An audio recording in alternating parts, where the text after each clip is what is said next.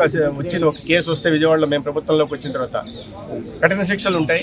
ఎటువంటి దీంట్లో వాళ్ళని ఉపేక్షించే ప్రసక్తి లేదు.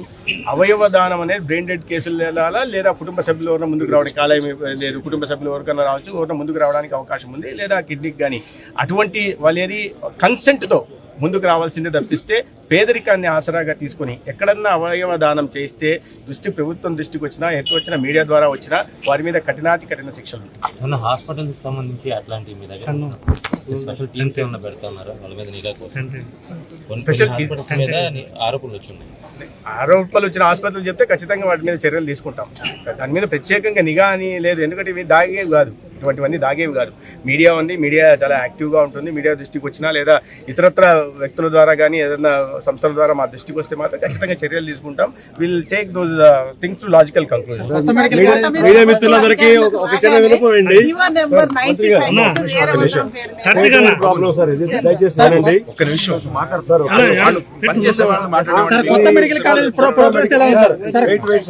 పీజీ మెడికల్ కౌన్సిలింగ్ ఫీజులు చెప్పకుండా కౌన్సిలింగ్ చేస్తున్నారు సార్. అదంతా కూడా మీడియా వాళ్ళు కొంచెం సహకరించాలి.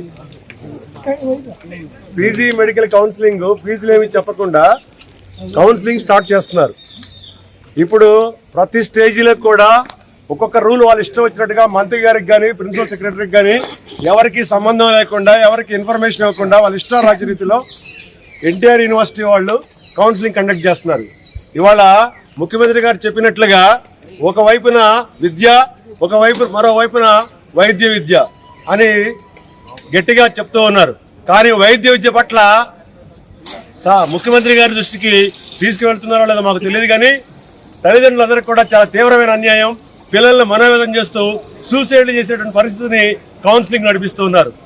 ఒక పక్క తెలంగాణ వాళ్ళు లేట్ చేసినా కూడా చాలా చక్కటి రీతిలో కౌన్సిలింగ్ నడుపుతూ ఉంటే, మన రాష్ట్రంలో ఆదర్శప్రాయమైన ముఖ్యమంత్రి కన్సర్న్లో నడుస్తున్న ప్రభుత్వం అజమాయిషిలో ఉన్న యూనివర్సిటీ తన ఇష్టారీతిగా అక్కడ ఉన్నటువంటి రిజిస్ట్రార్ కానివ్వండి, ఇతరత్ర ఆఫీస్ సిబ్బంది కానివ్వండి, వాళ్ళ ఇష్టం వచ్చినట్టుగా జీవోల్ని మారుస్తూ, ప్రొసీడింగ్స్ మారుస్తూ ఎవరో ఒక ఇద్దరు అడిగారని చెప్పేసి ఫస్ట్ కౌన్సిలింగ్ ఒక ఆర్డర్ ఇవ్వటం, సెకండ్ కౌన్సిలింగ్ ఒక ఆర్డర్ ఇవ్వటం, థర్డ్ కౌన్సిలింగ్ ఇప్పుడు నడవబోతున్నది.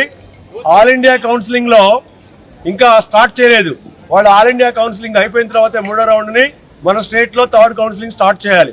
అది చేయకుండానే ఫ్రీ ఎగ్జిట్ అని చెప్పేసి ఒకటి ఉంటుంది.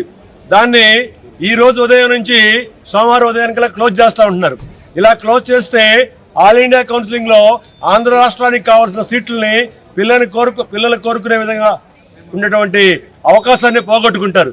ఇప్పటికే తెలంగాణ రాష్ట్రం కౌన్సిలింగ్ లేట్ చేయడం కారణంగా ఏమైందంటే, ఆ తెలంగాణ రాష్ట్రంలో ఉన్నటువంటి పిల్లలు అక్కడ కౌన్సిలింగ్ జరగదేమన్న అనుమానంతో ఆంధ్రాలో మెరిట్ తీసుకొని ఇక్కడ సీట్లు తీసుకున్నారు.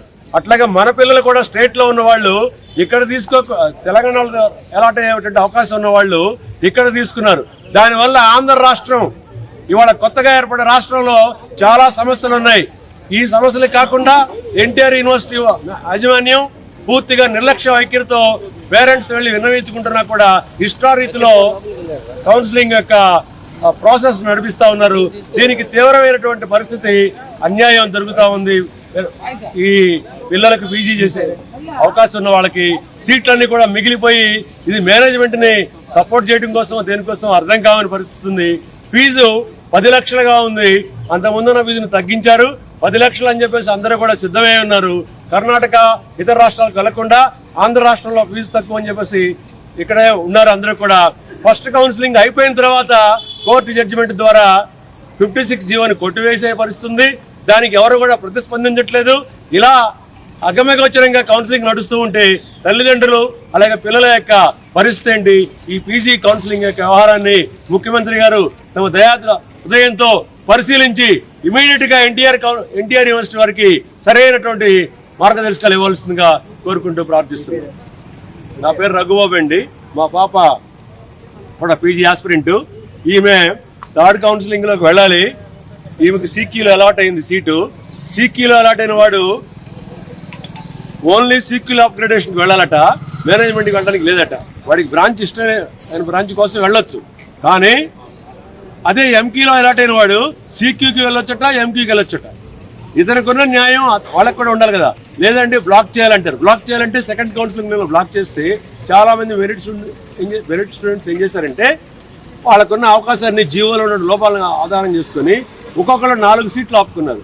ఇప్పుడు రేపు రొద్దున ఈ అమ్మాయి కంటే కూడా మెరిట్ లేని వాళ్ళు సీట్లు మిగిలే ప్రమాదం ఉన్నందువల్ల ఈమె కంటే తక్కువ ర్యాంక్ వచ్చిన వాళ్ళు, అంటే తక్కువ మెరిట్ ఉన్న వాళ్ళు మంచి బ్రాంచ్లో చేరే అవకాశం ఉంది. ఇలాంటి పిల్లలు అన్యాయం అయ్యే ప్రమాదం ఉంది. కాబట్టి మీడియా వాళ్ళు దీన్ని ఫోకస్ చేసి పిల్లల యొక్క భవిష్యత్తుని, ముఖ్యంగా దేశానికి వెన్నెముకమైన వైద్య విద్యార్థుల్ని భవిష్యత్తుని కాపాడవలసిందిగా ప్రార్థిస్తూ ఉన్నాను. ఎక్కడి నుంచి వచ్చారు సార్ మీరు? గుంటూరు.